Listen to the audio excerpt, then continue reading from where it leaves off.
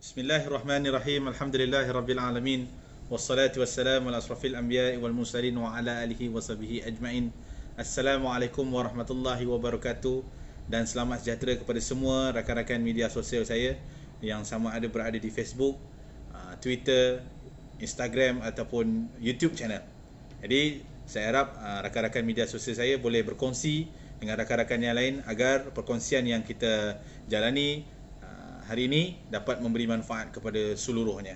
Baik, ada satu tajuk yang ingin saya sharekan pada hari ini. Tajuk-tajuk yang lain tu mungkin agak ringan tapi tajuk kali ini sedikit berat yang menentuh soal masa depan negara, masa depan situasi dunia ataupun negara, kerana masa depan itu adalah satu yang tak terjangka, tak terkawal.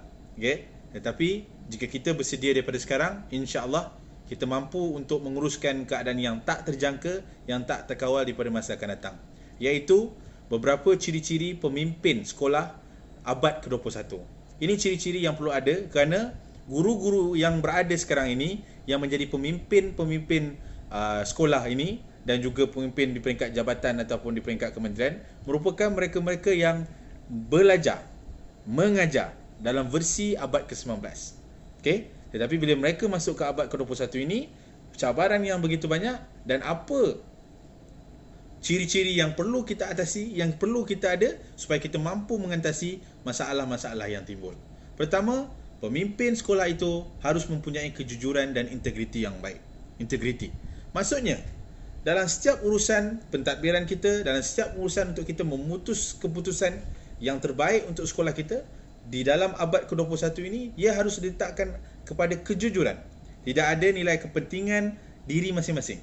Yang hanyalah kejujuran, keadilan, sama rata, dan hak dan juga yang bukan hak harus dipandang. Integriti, tidak ada melakukan penyelewengan, salah guna kuasa dan sebagainya dalam setiap tindak tanduk kita, supaya keputusan yang kita buat nanti itu merupakan keputusan yang paling terbaik. Yang kedua, keupayaan meyakini dan mengupaya orang lain. Ini sangat penting. Pemimpin-pemimpin dahulu, mereka ini adalah daripada golongan cikgu. Contohnya almarhum Tun Ghaffar Baba. Cikgu. Kenapa mereka ni layak sebagai pemimpin? Kerana guru itu tugasnya mempengaruhi apa yang ada pada anak-anak muridnya. Ilmu yang tuan guru itu ada disampaikan kepada anak muridnya dan dia mempengaruhi. Begitu juga dengan pemimpin. Pemimpin ni maksudnya ialah, tujuannya ialah mempengaruhi orang lain, mempengaruhi anak-anak buah untuk mencapai matlamat kita. Jadi kita dapat lihat bagaimana kesamaan ini. Begitulah juga pemimpin-pemimpin sekolah. Mereka harus meletakkan keupayaan, mengupayakan orang lain itu di tempat yang betul. Kita boleh memposisikan cikgu ini di tempatnya.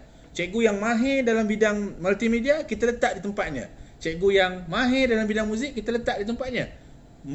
Berupaya untuk membaca kekuatan anak-anak buah, itu sangat penting pada zaman globalisasi ini. Ketiga, berkomunikasi, bekerjasama dan sentiasa berhubungan. Ini paling penting. Kerana menguruskan sekolah adalah satu entiti yang satu, sekelompok yang mempunyai banyak cikgu, yang mempunyai ramai cikgu, yang mempunyai ramai pelajar. Jadi jika tidak ada kerjasama, jika komunikasi kita lemah, maka kita tak akan dapat mewujudkan sebuah gerak kerja yang baik. Yang seterusnya iaitu aura positif. Aura positif ni, abad ke-21 ke, abad ke-berapa sekalipun, mesti ada dalam setiap kehidupan kita. Kalau kita ada aura negatif saja, kita pandanglah apa-apa pun. Lihat gunung yang cantik. Lihat lautan yang besar itu, yang luas itu. Lihat pendang yang menghijau. Kalau ada sifat negatif, kita tak akan nampak kecantikannya, kita tak akan nampak keindahannya. Tapi bila kita pujuk, melatih diri kita untuk mewujudkan aura-aura positif, memuji, menyokong, memberi sokongan, ini yang paling penting. Bila kita lihat segala-galanya, kita akan nampak semuanya dalam bentuk yang positif. Seterusnya iaitu keyakinan. Setiap apa keputusan yang kita buat sekalipun, kita mesti yakin dengan apa yang kita buat. Kalau kita tak yakin, kita teragak-agak, benda itu akan mengganggu kita dan kita rasa kita melakukan tindakan yang salah. Tapi jika kita yakin, kita percaya benda itu betul, apa saja yang muncul, kita rempuh habis-habisan. Seterusnya, komitmen dan kesungguhan. Pemimpin sekolah abad ke-21 ini haruslah menunjukkan komitmen dan kesungguhan yang baik.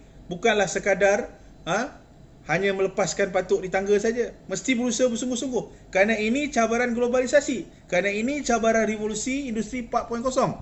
Okey? Yang banyak cabaran, yang banyak masalah akan timbul jika tak diuruskan dengan baik. Jadi kesungguhan dan komitmen pemimpin sekolah itu akan menentukan masa depan sekolah tersebut. Kesediaan untuk belajar. Tinggalkan pemikiran lama dan kukuhkan pengetahuan. Ini yang paling berlaku masa konflik di antara generasi lama dan generasi baru. Gap tu ada. Tapi generasi lama tak nak belajar dengan apa yang ada dalam perkara-perkara baru. Dan orang baru saja yang kena belajar apa orang lama belajar. Tapi orang lama tak payah belajar apa yang orang baru belajar. Ini tak betul. Kerana zaman kini, kalau kita tak pandai teknologi, kalau kita tak ada media sosial, mana mampu kita nak menguruskan masalah-masalah yang wujud. Jadi, pemimpin-pemimpin atasan, pemimpin-pemimpin sekolah harus belajar benda ini. Okey? Jadi, itulah antara beberapa ciri-ciri yang harus ada kepada pemimpin-pemimpin sekolah pada abad ke-21. Dan yang terakhir saya nak ingatkan iaitu gerak hati, naluri hati. Ini sangat penting. Naluri hati kita yang akan menentukan keputusan kita itu betul atau tidak. Dengan ilmu yang ditambah, dengan disiplin yang kita belajar, kemahiran yang kita ada, ini yang akan menentukan sama ada kita buat keputusan yang elok atau tidak. Bergantung segala-galanya pada naluri hati yang dibajai oleh ilmu, pengalaman dan bermacam-macam lagi. Maka inilah saja perkongsian saya untuk hari ini. Beberapa ciri-ciri yang harus ada kepada pemimpin sekolah abad ke-21. Mudah-mudahan perkongsian ini dapat memberi manfaat kepada orang lain. InsyaAllah kita jumpa lagi pada sesi yang akan datang. Sekian, wabillahi taufiq wal hidayah. Wassalamualaikum warahmatullahi wabarakatuh.